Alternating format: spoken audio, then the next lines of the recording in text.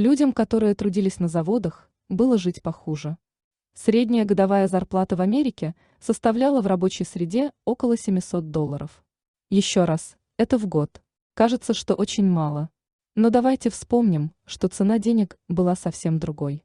Поэтому $700 тогда – это около $16 000 на 2015 год. То есть, неплохо. Но все равно мало. Сейчас американцы-работяги получают больше и работают меньше. В среднем, в начале прошлого века, на заводе приходилось проводить около 55 часов в неделю. Много. Во-первых, американцы пережили экономический кризис. Во-вторых, началась Первая мировая война. А участие страны в вооруженном противостоянии – это всегда промышленный подъем. Опять же, нужно учитывать обстоятельства. На территории США не было военных действий. Соответственно, производство развивалось в относительно комфортных условиях. Это не как с Великой Отечественной войной у нас, когда нужно было трудиться в тяжелых условиях. Взрослые защищали родную землю, если в России здания были закопаны, как мы все думаем, на один этаж, то в США здания были закопаны малость больше. Рассмотрим на примере двух американских городов – Сиэтл и Канзас. Оба города интересны нам тем, что в них были закопанные дома. Сиэтл находится на побережье на высоте всего 42 метра над уровнем моря. А Канзас находится в глубине материка на высоте 269 метров над уровнем моря. Мы видим колоссальные груды грунта, плоские вершины которых говорят о том, что ранее это было земной поверхностью. Вот что удалось найти на просторах интернета.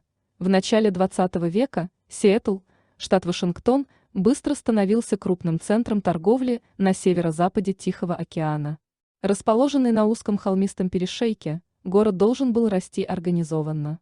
После пожара, который уничтожил большую часть центра города, городской инженер Томпсон воспользовался возможностью, чтобы возглавить широкомасштабные усилия по укрощению местности вокруг города и подготовить его к столетию роста.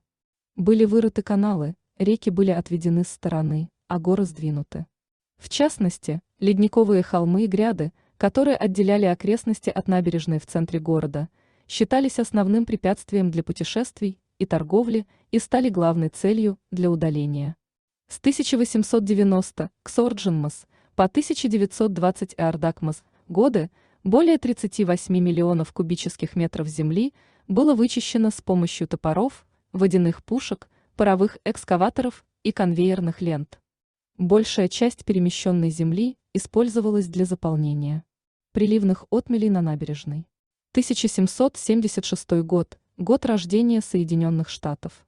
Первая идея управления – конфедерация – оказалась неудачной, слабой идеей, так что уже к 1783 года написали действующую конституцию, а управлять страной сел первый президент Джордж Вашингтон.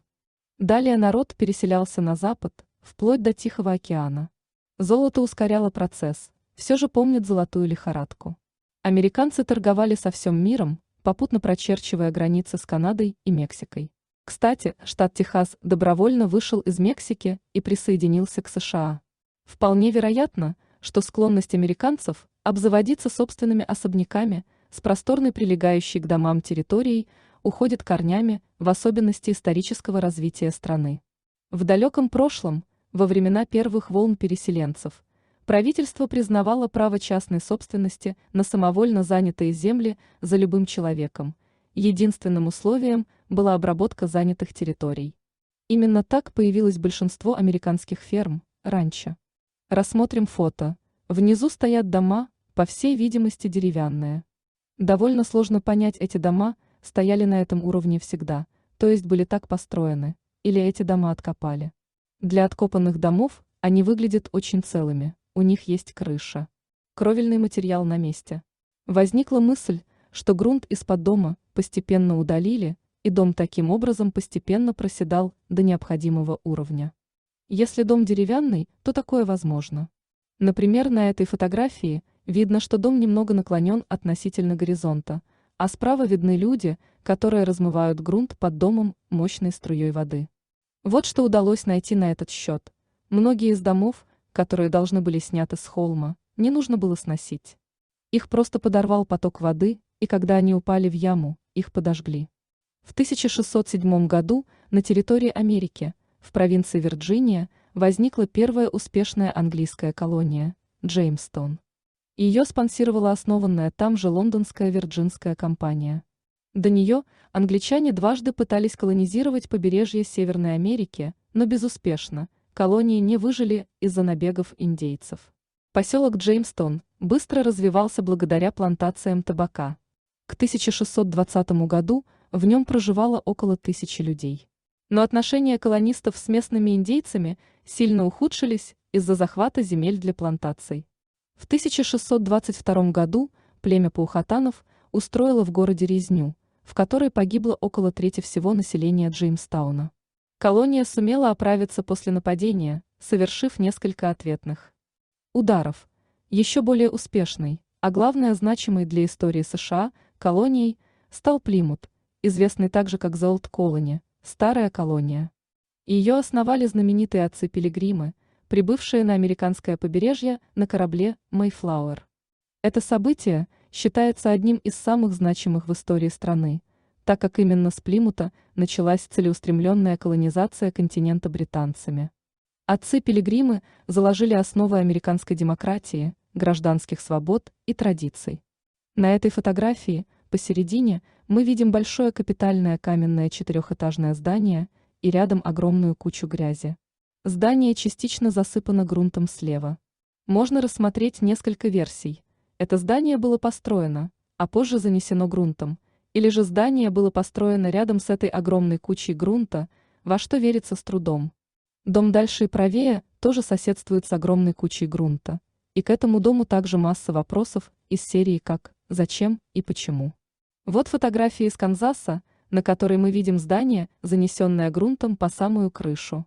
Кто-то скажет, ККК, это просто такой ракурс, это просто перед зданием холм хорошо.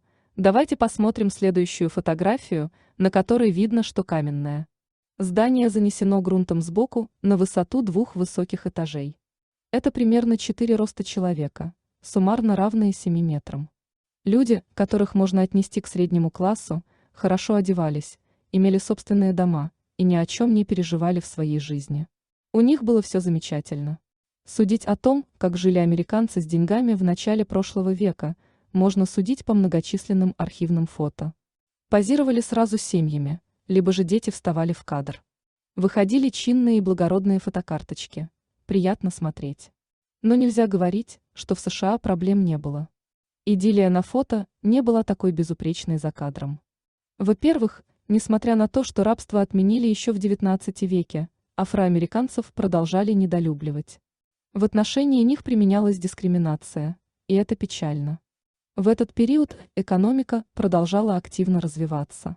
Появилось конвейерное производство, которое стимулировало увеличение среднего класса. Профсоюзы стали влиятельной силой в политике. К территории США присоединились Гавайские острова и другие земли после войны с Испанией. В 1917 году американский Конгресс принял решение вступить в Первую мировую войну и объявить войну Германии. Американские войска пополнили армии Антанты и помогли победить Германию, у которой времени силы были на исходе. США посчитали Версальский мирный договор несправедливым и заключили отдельный договор с Германией. Эта же фотография есть с подписью «Угол Делавера и 4-й улицы смотрит на юг с 3-й в центре города». На фотографии этой коллекции, датированной 1867 годом. Глиняные банки были сняты, улицы заасфальтированы и справа добавлено здание. Высота засыпания зданий легко достигала 7 метров, а это огромные объемы грунта. Если власти города решали этот объем грунта удалить, то это представляло собой весьма сложную задачу. Для расчистки городов использовалась тяжелая техника, например, экскаваторы. Экскаваторы передвигались по рельсам, и вот, например, экскаватор посередине улицы на отрезке рельсового пути со шпалами. А вот фото, где экскаватор загружает грунт в вагоны поезда. Для удаления грунта работал железнодорожный транспорт. Рельсы прокладывали прямо на улицах города. Кроме тяжелой техники, использовали ручной труд и телеги. Также использовали длинные транспортерные ленты, по которым грунт транспортировался на большие расстояния. Вот, например, закрытая транспортерная лента, ведущая грунт к гавани. Еще в 1754 году Бенджамин Франклин создал проект Союза английских колоний в Америке с собственным правительством. Он предложил Великобритании назначать своего президента, чтобы метрополия сохраняла свою власть. Но Лондону эта инициатива не понравилась. В 1773 году американцы провели в Бостоне акцию протеста чайному закону, который незадолго до этого принял британский парламент. Этот закон нарушал права колонистов, так как увеличивал пошлины на британский чай. В ответ американцы уничтожили британский груз с чаем. Это событие стало известно как Бостонское чаепитие и послужило толчком для войны за независимость. В 1774 году в Филадельфии был собран Первый континентальный конгресс английских колоний. В нем, в числе прочих, принимал участие Джордж Вашингтон. Делегаты сформулировали требования Великобритании, но Лондон отреагировал резко отрицательно и потребовал полностью подчиниться. Американцы поняли, что пора бороться за независимость, используя основную силу – единство. В начале XX века Сиэтл, штат Вашингтон, быстро становился крупным центром торговли на северо-западе Тихого океана. Расположенный на узком холмистом перешейке, город должен был расти организованно. После пожара, который уничтожил большую часть центра города, городской инженер Томпсон воспользовался возможностью, чтобы возглавить широкомасштабные усилия по укрощению местности вокруг города и подготовить его к столетию роста. Были вырыты каналы, реки были отведены с стороны, а горы сдвинуты. В частности, ледниковые холмы и гряды, которые отделяли окрестности от набережной в центре города, считались основным препятствием для путешествий и торговли и стали главной целью для удаления. С 1890 к Сорджинмас по 1920 Ардакмас годы более 38 миллионов кубических метров земли было вычищено с помощью топоров, водяных пушек, паровых экскаваторов и конвейерных лент. Большая часть перемещенной земли использовалась для заполнения приливных отмелей на набережной.